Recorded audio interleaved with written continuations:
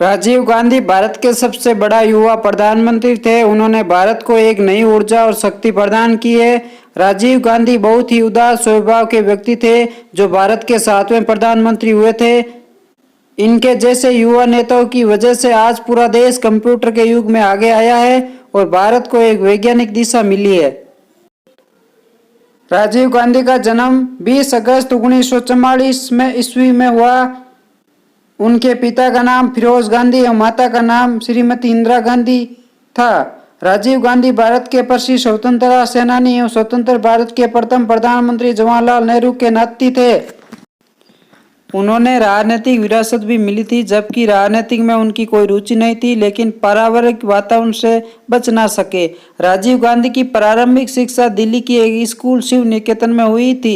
सन 1954 में आगे की पढ़ाई के लिए राजीव गांधी देहरादून के बलम विद्यालय में दाखिला लिया था। वहां से ISC की परीक्षा उत्तीर्ण करने के बाद सीनियर कैम्ब्रिज में उच्च शिक्षा प्राप्त करने के लिए इंग्लैंड चले गए। पढ़ाई खत्म होने के बाद राजीव गांधी ने विमान संचालक का प्रशिक्षण भी प्राप्त किया।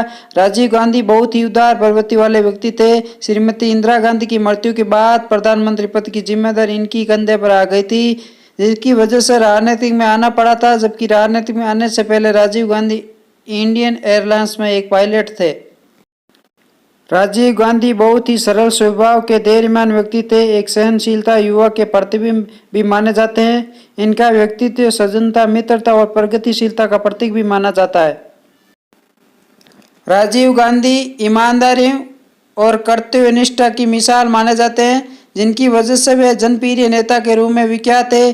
देश के लिए अहम निर्णय में सदैव पार्टी के लोगों से परामर्श लेकर ही करते थे।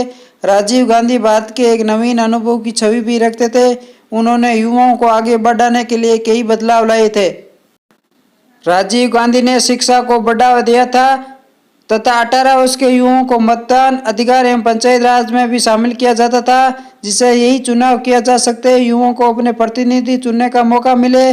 देश के युवाओं को रोजगार में बहुत योगदान दिया था। राजीव गांधी कई बड़े फैसले भी लिए, जिसमें श्रीलंका में शांति सेना भेजना, मिजोरम, असम एवं पंजाब समझौता भी शामिल था। राजीव गांधी देश के युवा शक्ति को बढ़ावा देते थे, क्योंकि उनका मानना था कि देश का विकास युवाओं से हो सकता है। इसलिए उन्होंने युवाओं को मत अधिकार दिया था। विज्ञान और प्रौद्योगिकी की एक नई गति और दिशा देने का प्रयास किया और देश में पहली बार टेक्नोलॉजी मिशन भी एक संस्थागत रूप में देश आया था। राजीव गांधी ने देश को एक समर्थ और शक्तिशाली राष्ट्र के रूप में 21वीं सदी की ओर ले जाने का नारा देकर एक नई आस जगाई थी।